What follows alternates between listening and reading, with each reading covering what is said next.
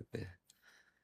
अगर इसी जन्म में भगवत प्राप्ति करनी है, अर्थात जीवन मुक्त रुचि आसक्तिस तद्गुणाख्याने प्रीतिस तद वसति स्थले, यदि हमारा हृदय ऐसा होने लगे गुरु कृपा से कि कोई हमें गाली दे या दुख दे या अपमान करे और हम हृदय को अपने बचा पाए, पहला शांति, इतना सहनशील तितिक्षवा पहला लक्षण बताया गया है, कारुणिका बाद में तितिक्षवा मतलब सहनशीलता अध्यात्म मार्ग की ऊंचाई पर चढ़ने के लिए अत्यंत आवश्यक है। अर्जुन जी के सामने भगवान हैं और वो कह रहे हैं मात्रा स्पर्शास्तु कौन्ते शीतोष्ण सुख दुखदा आगमा पाइनो अनित्यास्तास तितिक्षस्व भारत। ये आने जाने वाले अनुकूलता प्रतिकूलता सर्दी गर्मी मान अपमान निंदा स्तुति, इनको तू समान भाव से सह जा, अर्थात समता को धारण कर। तो जो अध्यात्म की ऊंचाई पर चढ़ना चाहता हो, पहला लक्षण शांति, अर्थात इतना हृदय शांत होना चाहिए कि किसी के भी मृदु या कटु व्यवहार पर कोई हलचल नहीं होनी चाहिए। जब हमें कोई सम्मान करता है तो एक विकार उत्पन्न होता है, और जब कोई अपमान करता है तो विकार उत्पन्न होता है। अपमान पर क्रोध विकार आता है और सम्मान पर हर्ष विकार आता है। जब सम्मान होता है तो हर्ष विकार मद को जागृत कर देता है, उपासना भंग हो जाएगी। शांति, जब हमारा कोई अमंगल करे हम उसका मंगल मनाएं। करत जे अनशयन निंदक तिन उपय अनुग्रह कियो, जो मुझे कष्ट देना चाहे मैं उसके लिए प्रार्थना करूं, भगवान इसका मंगल हो, त्रिकाल में भी इसको कभी इस अपराध का दंड न मिले, स्वामी आप इस पर कभी रुष्ट मत होइए। ये शांति शब्द का अर्थ है। जन्म में जीवन मुक्त हो जाएगा। अव्यर्थ कालत्वम, एक श्वास भी, त्रिभुवन की राज्य लक्ष्मी देने पर भी जो आधे पल के लिए भगवान का विस्मरण नहीं करता वो महाभागवत है।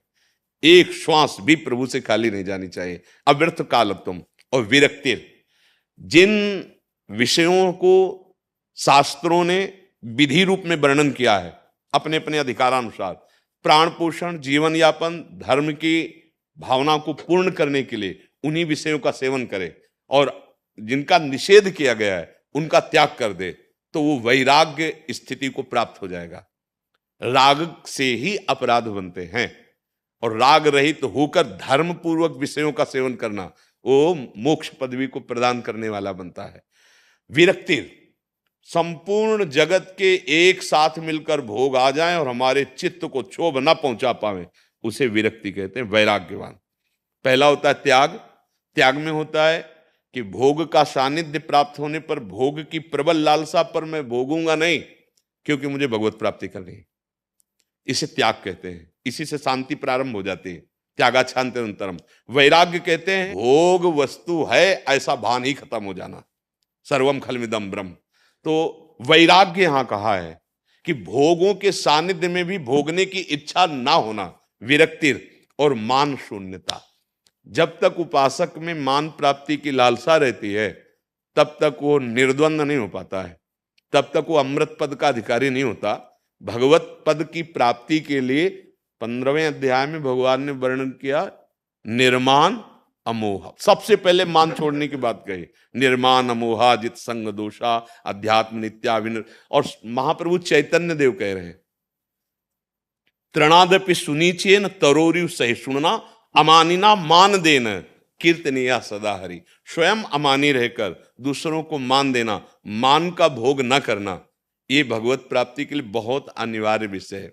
मान शून्यता, अर्थात अपने में मान भोग की शून्यता। मान भोग कब होता है? जैसे कोई प्रणाम कर रहा है, प्रशंसा कर रहा है और हम वो हर्षित हो रहे हैं, उसे स्वीकार कर रहे हैं, हम मान का भोग कर रहे हैं। तो अपमान का भोग तुम्हें स्वीकार करने की जरूरत नहीं, आगे आएगा, उसी में डूब जाओगे, तुम बच ही नहीं पाओगे। क्योंकि अगर मान को भोगा तो अपमान जबरदस्ती लागू हो जाएगा आपके ऊपर, अगर मान नहीं भोगा तो अपमान तुम्हें दुखी नहीं कर सकेगा।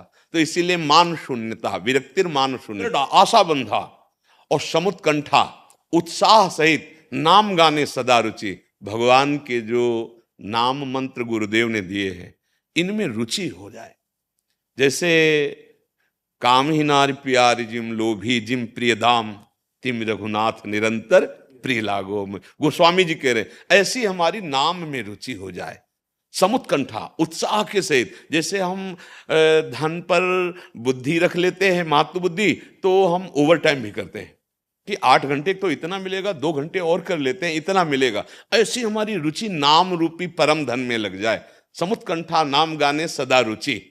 आसक्ति तद्गुणाख्याने, अपने आराध्य देव की चर्चा करने का नशा हो जाए। चार बैठे तो बोधयंता परस्परम कथयंति च माम नित्यम तुष्यंति च रमंति च, अपने प्रभु की ही चर्चा, अपनी प्रिया जी, अपने लाल जी, अपने बिहारी जी, बिहारिन जी की बातें। आसक्ति तद गुणा खाने और प्रीति तद वसति स्थले। ब्रजमंडल, ब्रज 84 को साक्षात श्री कृष्ण का वपु माना गया है। मानो आप भगवान की गोद में हो, जब समय मिले जो वास कर रहे हो तो अहोभाग्य, नहीं तो 1 दिन 2 दिन 3 दिन, जितना समय मिले आसक्ति हो जानी चाहिए भगवान के धामों में, भगवान की लीला स्थलियों में। ये पूरा ब्रज 84 कोश ब्रह्म स्वरूप है। ये बड़ा महामहिम भाग्य है जिनको यहाँ आने को मिलता है, और जो यहाँ बिना लाडली जो महाराज की कृपा के ना धाम में प्रवेश नहीं होता, उन्हीं की, तो उनकी कृपा अमोघ है। हमारी आसक्ति हो जानी चाहिए, चाहे जहां रहे। अगर आसक्ति हो गई तो चिंतन बनेगा, अगर लीला स्थलियों का चिंतन बनेगा तो लीला का चिंतन बनेगा, लीला का चिंतन बनेगा तो त्रिगुण पर विजय प्राप्त करने की पूरी सामर्थ्य देती भगवत लीला, और अगर त्रिगुणातीत हो गए तो भगवत प्राप्ति हो गई। ये जो लक्षण है, अगर हम, तो कोई भी इस कमी की पूर्ति नहीं कर सकता, ना कोई पद, ना कोई वैभव, ना कोई मित्र, और ना कोई अब जन्म, और जो जन्म होंगे वो पूर्ति नहीं कर सकते। ये बहुत बढ़िया अवसर मिला है। अब हम चाहे जैसे वो भगवत साक्षात्कार करें, हम अपने गुरु को रिझाकर उनसे प्राप्त मंत्र और नाम के द्वारा अपने मन को तन्मया भगवान में तन्मय कर दें, ईश्वर में तन्मय कर दें। इस जीवन की सार्थकता है। श्री राधा वल्लभ लाल की।